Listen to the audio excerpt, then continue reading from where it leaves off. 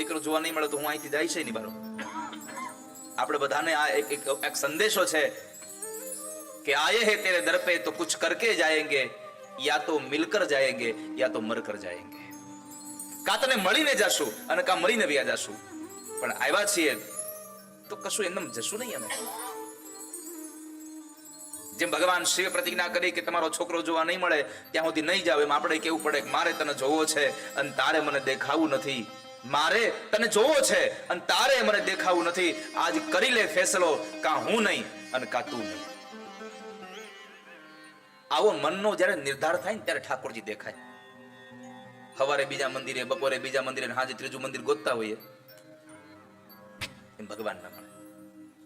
એક ગુરુ, એક માળા, એક આસન અને એક નામ, આ હંમેશા માટે પકડી રાખો. અને યાદ રાખજો વાલા ભક્તજનો કે તમે એકની શરણાગતિ સ્વીકારશો એટલે ઈ તમને ઉગારશે. બીજામાં તમે ગમે તેમ કરશો તો પછી ઈ તમને ઉગારી નહીં શકે. દાખલા તરીકે હાથીમાં તાકાત કેટલી? હલો, હાથીમાં તાકાત કેટલી?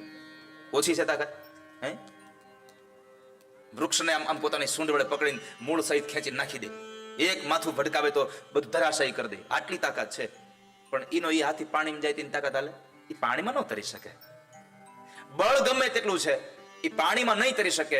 પાણી એને ડૂબાડી જ દેશે. કારણ એનું બળ કેવલ ને કેવલ જંગલમાં ચાલે, કારણ કે એને વનનો આશ્રય લીધો છે, એને વનની શરણાગતિ સ્વીકારી છે. પણ જે હાથીમાં આટલું બળ છે એ પાણીમાં ડૂબી જાય છે. એ જ પાણીમાં નાની નાની માછલીઓ વળી પાછી તરી જાય છે. તમે ક્યારેક જોયું હશે કે ઉપરથી પાણી આમ પડતું હોય ને તો ઘણી માછલીઓ એ પડતા પાણીમાં ઉપર ચડતી હોય. જોઈ છે ક્યારે તમે? ક્યારેક જોજો, ઉપરથી પાણી આમ જયારે પડતું હોય ને કોઈ, તો નાની નાની માછલીઓ એ સામા પાણીમાં ઉપર ચડતી હોય, છતાં એ તરી જાય છે. કેમ? એ માછલીઓને પાણીનું શરણાગતિ સ્વીકારી છે. એટલે પછી પાણીની જવાબદારી છે એને તારી દેવી. એ પાણીની બહાર નીકળે એટલે તડફડિયા મારી મરી જાય છે. તમે જેની શરણાગતિ સ્વીકારો છો એ તમને તારી દે છે. તો પ્રભુની શરણાગતિ સ્વીકારી લો, એ તમને તારી દેશે.